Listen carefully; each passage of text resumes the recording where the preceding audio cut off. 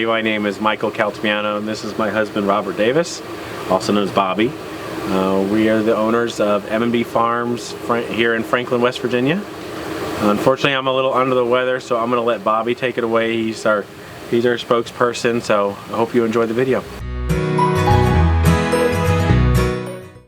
So what we have here is the downspouts that we use for the NFT. As you can see, we have the tubing coming in from the piping that comes from the tanks and a pump from the back of the greenhouse here. We have it on a cycle, so basically it's on for about 1 minute, off for about 1.5 minutes, and it gives that flow to be able to wet the roots. The roots then have a time where there's no water, has the air to them, gives them that oxygen they need. We started off with this side here, and we've grown it to where on either side we'll have somewhere around 9,000 plants that we'll be able to plant through here. Today what we have is, you can see we have dill, oregano, and a few other herbs that we have going. They do extremely well in this grow method. I am very pleased on how easy it is for one to seed and then transplant them into the NFT system.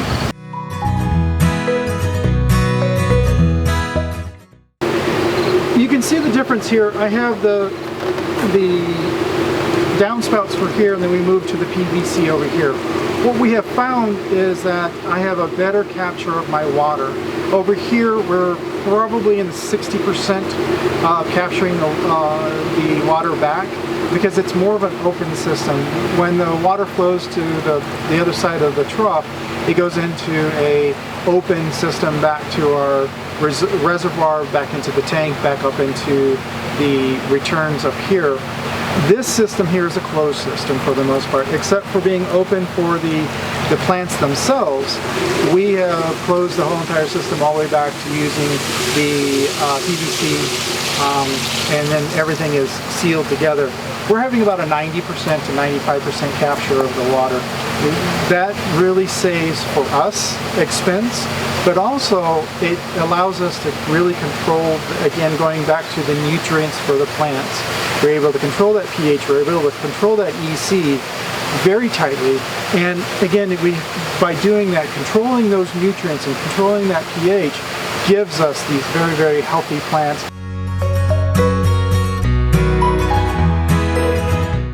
So in this house, we're going to be doing a couple different things. This system that we're using is called the Dutch bucket system. It's a system that uses perlite, which you can see bags behind me of the perlite.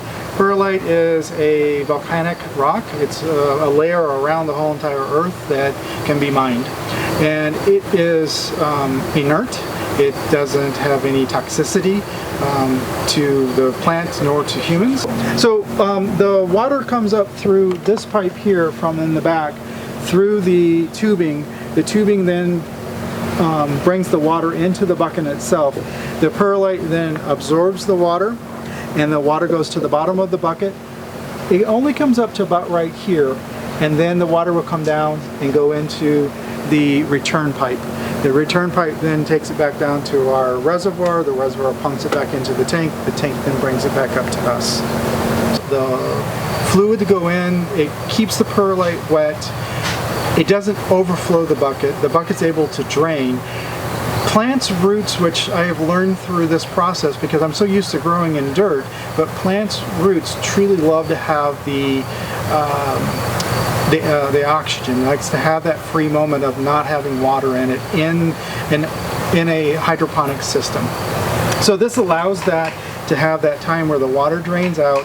It has that free time of not having the water on the roots itself, and then when it turns back on, then it soaks the perlite again, giving the water, giving the nutrients back to the roots. So in this house here, we're going to have roughly 600 buckets are in this house.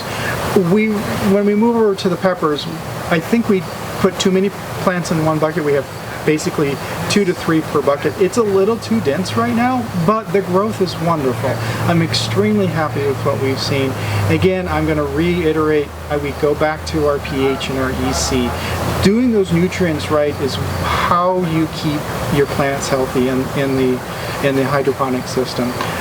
We're very lucky with both houses. There is fans that keep circulating, so it keeps the heat down. It provides that CO2 that the plants love. And it doesn't get stagnant in here, so we have that constant circulation that really helps. The Dutch bucket system I have been very pleased with because of the amount that we can grow, the ease of growth, and the cost per bucket is just, we just took that cost down to about $6 per bucket. I was very happy with that. It made it a viable option to be able to do anything that's in a vine. Tomatoes, beans, cucumbers, peppers, which you're going to see here in a second. So anything in a vine, it works very well in the Dutch bucket system. You'll see that we have strings that we're going to be that we have over next door here, or right next to me here, and we'll be doing the strings along here so that the cucumbers, the tomatoes can grow up. Now the tomatoes are going to be challenging here because the ceiling's a little low. We have a total of 7 greenhouses on this property. Right now we have 2 that's operational. We have a 3rd that we're going to be doing later on in the year or beginning of 2021, and getting that up and running. And that has a much higher ceiling so that the tomatoes can grow up much higher. What's the difference between growing in dirt outside and growing in hydroponics? Let's talk about tomatoes. Tomatoes in a hydroponic system, in the Dutch system, can last up to 10 months of bearing fruit. When you're outside, we have our seasons, so that when the temperatures start getting colder at nighttime, it tells the plant to shut off. You're done for the season. In here, we keep it at a constant temperature.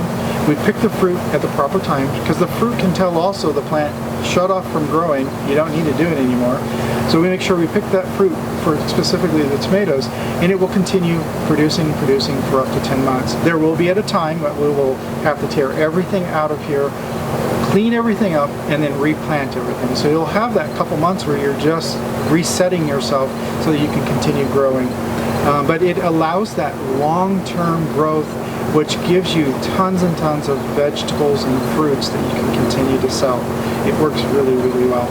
So I'm gonna move over so you can see the peppers, and we'll talk about more of what we see over there.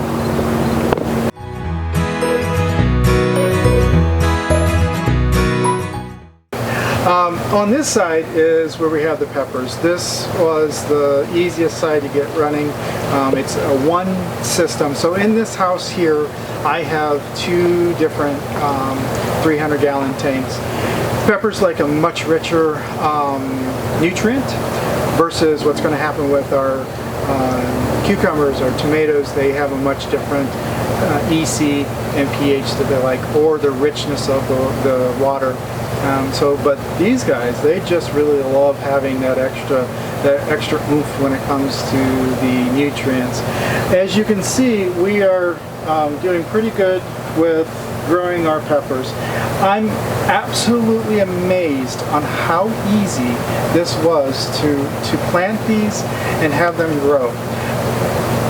Again, I'll go back to, we have strict management of our pH and our EC every day, sometimes twice a day. Again, I'm using the Dutch bucket system, just like the rest of the house here, and the thing is, I go back to nutrients. Make sure that you keep your nutrients where they should be. Ask those questions. Find people who are doing the hydroponics and see what they are doing.